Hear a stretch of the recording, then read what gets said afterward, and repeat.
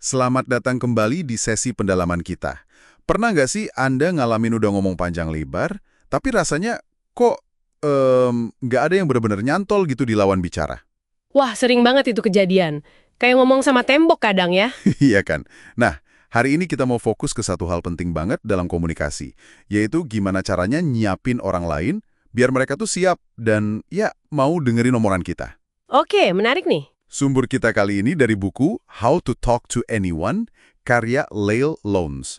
Bukunya penuh teknik bagus loh. Oh, buku klasik itu ya. Banyak banget isinya. Betul. Nah, kita mau gali beberapa strategi kunci dari sana, khususnya langkah-langkah sebelum kita nyampein pesan utama kita. Siap ya? Yuk, kita mulai. Jadi, kenapa sih persiapan ini penting banget? Kan seringnya kita fokus ke apa yang mau diomongin ya. Iya, betul. Mikirin kata-katanya gimana, datanya apa. Nah, tapi kita lupa kalau kondisi mental, kondisi emosi lawan bicara, itu ngaruh banget ke penerimaan mereka. Benar juga ya. Sumber kita ini ngingetin kalau secara naluriah, orang tuh selalu nanya dalam hati, untungnya buat gue apa nih? Atau WFM itu, what's in it for me? WFM. Itu kunci banget sih. Kalau pertanyaan itu nggak kejawab di kepala mereka, ya udah pintu komunikasinya bisa ketutup duluan. Bahkan sebelum kita mulai ngomong intinya. Tepat sekali. Dan buku ini ngasih pendekatan yang cukup langsung ya buat ngatasin itu lewat teknik #8. Bear the Buried WFM and WFY. WFY, what's in it for you, gitu. Persis. Jadi intinya jangan bikin mereka nebak-nebak.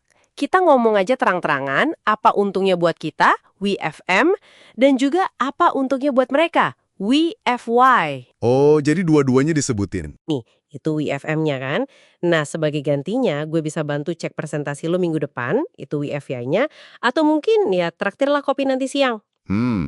Kejujuran di awal gini, ini ngebangun trust lo, dan bikin mereka jadi lebih, gimana ya, lebih terbuka sama permintaan kita. Oke, jadi langsung jawab pertanyaan nggak terucap mereka ya. Tapi nggak kedengeran agak transaksional gitu ya? Kalau terlalu belak-belakan WFM, WFI gitu, kayak hitung-hitungan banget. Nah, itu pertanyaan bagus. Kuncinya sih di cara nyampein sama konteksnya ya. Gimana tuh? Ini kan bukan soal dagang sapi, tapi lebih ke transparansi. Kita nunjukin kalau kita tuh menghargai waktu dan motivasi mereka juga. Oh, oke. Jadi nunjukin kita mikirin mereka juga. Betul! Dengan nyebutin WFY, kita nunjukin kita paham perspektif mereka. Nggak cuma mikirin diri sendiri. Dan untungnya buat mereka kan nggak harus selalu materi kan. Contohnya?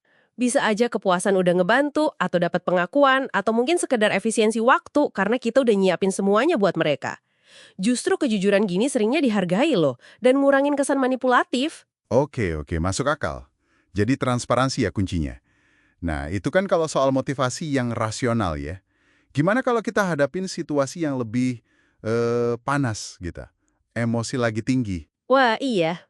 Kayaknya susah banget ya, bikin orang dengerin fakta atau logika kalau lagi marah atau kecewa berat. Nah, Anda nyentuh poin penting banget. Buku ini juga punya jawabannya. Teknik #87, namanya Echo the Emo. Ekodiemo, menggemakan emosi gitu. Iya, persis. Prinsipnya tuh simpel, tapi kuat banget.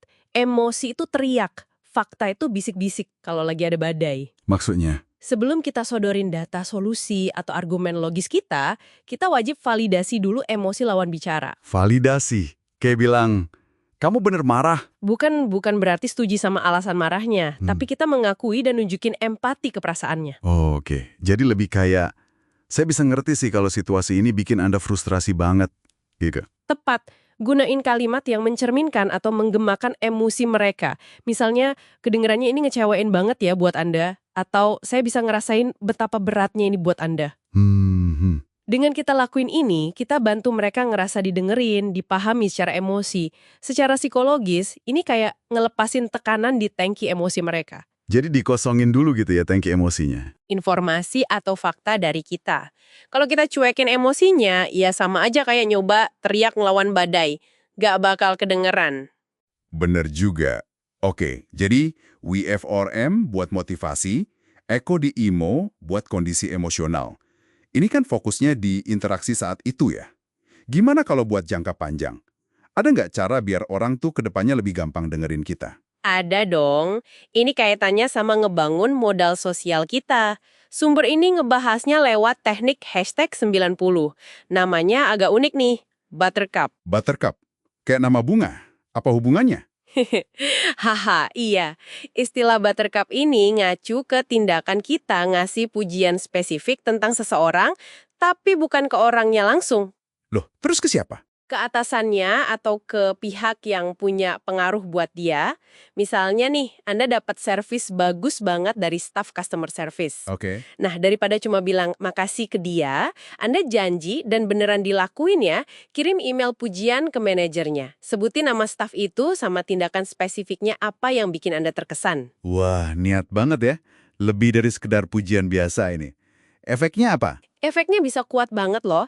Tindakan ini, si buttercup ini fungsinya kayak polis asuransi hubungan baik. Polis asuransi. Iya, orang itu bakal ngerasa dihargai banget dan diingat secara positif. Kemungkinan besar pas Anda interaksi lagi sama dia di lain waktu, dia bakal jauh lebih kooperatif, lebih mau bantu, dan pastinya lebih siap dengerin Anda. Oh gitu ya? Ini cara strategis buat ngebangun reputasi positif dan niat baik. Nanti komunikasi ke depannya jadi lebih mudah. Jadi ini bukan basa-basi doang, tapi investasi hubungan jangka panjang. Oke, jadi kalau kita rangkum nih ya, nyiapin orang lain buat dengerin kita, itu ternyata ada seninya sendiri ya. Banget. Perlu ngerti motivasi dasar mereka lewat WVM, terus ngelola dan validasi emosi, pakai Echo the Emo, bahkan ngebangun kredit sosial jangka panjang pakai Buttercup.